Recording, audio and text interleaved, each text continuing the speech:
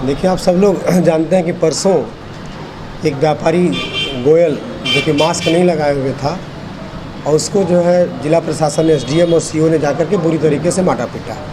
उसका video viral हुआ, व्यापारियों ने कोतवाली को घेरा। इसी क्रम में हम अपने कार्यालय पर बैठा हुआ था, कुछ पत्रकार भाइयों का, व्यापारियों का भी फ़ोन आया हमारे पास कि इस तरह की घटना हो गई और आप आइए।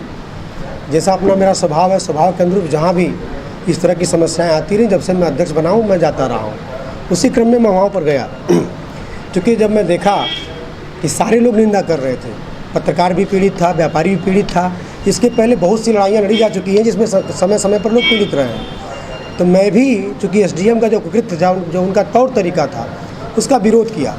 विरोध करने के क्रम में जब पत्रकारों को अंदर नहीं जाने दिया जा रहा था तो मैं भी गया और अंदर एसएसपी जहाँ बैठे हुए थे उनके साथ आरएसएस के जो जिला प्रचारक अमरीश जी बैठे थे, कुछ भाजपा के नेता बैठे थे, कुछ पत्रकार साथी बैठे थे। हमने एसएसपी से ये कहा कि भाई देखिए, आजमगढ़ जनपद जो है एक महत्वपूर्ण जनपद है, यहाँ राजनीतिक लोग हैं, आप नेताओं के साथ, पत्रकारों के साथ, इज्जतदार शहरियों के साथ बार बार अपमान हो रहा है। भाजपा नेताओं के बारे में बोला कि भाई आप लोग एक नहीं है, हम लोगों को कम से कम कुछ इशूज़ पर जो है सर्वदलीय एकता बना करके, सबकी एकता बना करके काम धाम करना चाहिए। क्या मजाक बन गया है। और बाहर भी जैसे और लोग प्रोटेस्ट कर रहे थे, उसी प्रोटेस्ट का एकमात्र मैं पार्ट था। अहिंसात्मक तरीके से ज़मीन पर बैठ जाना या जहाँ जैसे भी लोग थे, उस चर्चा परिचर्चा का एक पार्ट था।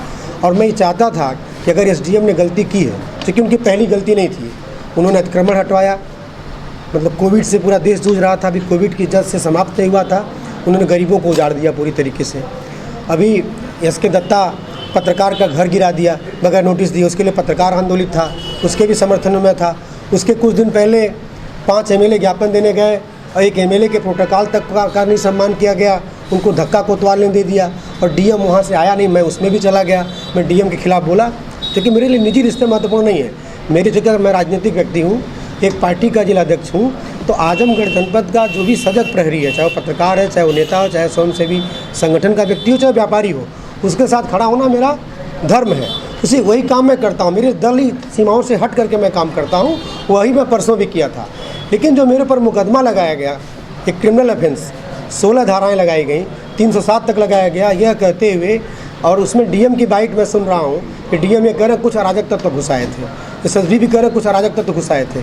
उसमें 4 लोगों को नामजद किया जाता है और उसमें मुझको मुख्य नोटिस में लिया जाता है। तो मैं आप लोगों के माध्यम से मैं प्रशासन को आगाह करना चाहता हूँ कि 150 अज्ञात लोगों के खिलाफ आपने मुकदमे पंजीकृत किए। बदतमीजी, कानून को हाथ में लेने का काम भारतीय जनता पार्टी के लोगों ने किया होगा और लोगों ने भी किया होगा।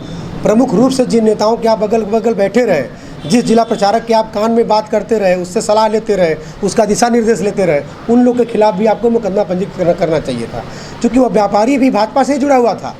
हम लोग तो सिर्फ ये देखने समझने गए थे कि ऐसा क्यों हो रहा है, ऐसी कौन सी स्थिति आ गई कि भारतीय जनता पार्टी के लोग भी पीड़ित हो रहे हैं, वह भी सड़क पर उतर रहे हैं। हम कहीं कहीं से उन लोगों के समर्थन में थे। रही बात मुकदमे की, तो मैं आप लोगों के माध्यम से जिलाधिकारी को, एसएसपी को और उनकी सरकार को, योगी आदित्यनाथ को ये बता देना चाहते हैं कि अगर आप प्रवीण सिंह के ऊपर क्रिमिनल ऑफेंस दर्ज करके हमको डरा देना चाहते हैं, आप चाहते हैं अगर पत्रकार के साथ उत्पीड़न हो, हम न खड़े हों, तो संभव नहीं है। आप चाहते हैं इज्जतदार शहरी को आप अपमानित करें, यह संभव नहीं है। हमें पत्रकारों ने बताया सूरज जायसवाल को मारा पीटा, मारने पीटने के बाद जब उसने अपोज किया क्यों मार रहे हैं, तो एसएसपी ने आप ही लोगों से जो उन्होंने उसके प्रत्युत्तर में बाइट दी, कहा कि उन्होंने अपने आत्मरक्षार्थ जो है मारा पीटा। इस तरह की जो संवेदनहीनता है, इसके मैं विरोध में हूँ। आगे भी मैं लड़ाई लड़ता रहूँगा। मैं निश्चित रूप से बार बार कहूँगा कि रजिस्ट्री ऑफिस आप बेच रहे हैं, आबकारी विभाग में 2 करोड़ महीने की वसूली आप करवा रहे हैं, तहसीलों को आप बेच रहे हैं, थानों को आप बेच रहे हैं, और आज मैं अभियुक्त हूँ, मैं अपराधी हूँ आपकी नज़रों में। आपने मुकदमा पंजीकृत किया है, मुझको जब गिरफ्तार करना चाहें गिरफ्तार करें, मुझे डर नहीं है। लेकिन मैं बार बार कहूँगा कि अगर दत्ता जैसे लोगों को घर गिराएंगे तो प्रवीण सिंह खड़े होंगे। अगर आप लूट मचाएंगे तो मैं कहूँगा आप लूट मचा रहे हैं। अगर आप पैसे लेकर काम करेंगे तो मैं कहूँगा कि आप काम कर रहे हैं पैसे लेकर के। अगर आप थाने बेचेंगे तो मैं कहूँगा कि आप थाना बेच रहे हैं। मैं आपसे डरने वाला नहीं हूँ। और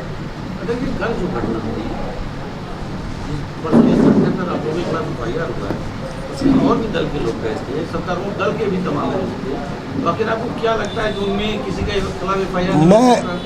मैं आप लोगों से बताना चाहता हूं कि जिस समय लाठीचार्ज हुई उस समय मैं था भी नहीं। मैं वहाँ पर आप लोगों के सम्मान में, पूरे व्यापारियों के सम्मान में, सबके सम्मान में मैं वहाँ उपस्थित था। पूरी मजबूती से मैं उस प्रोटेस्ट के साथ था, लेकिन मेरा तरीका हिंसात्मक था। मैं तार्किक, जहाँ भी मैं अपनी बात कर रखा, तार्किक ढंग से रखा। आक्रोश था, पीड़ा थी, लेकिन कहीं हमने कानून में हाथ लेने का काम कहीं नहीं किया। और मैं आपके माध्यम से बताना चाहता हूँ, एक विजुअल अगर दिखा दें, हमारे एनएसवाई के अध्यक्ष के ऊपर ही मुकदमा लगाया गया।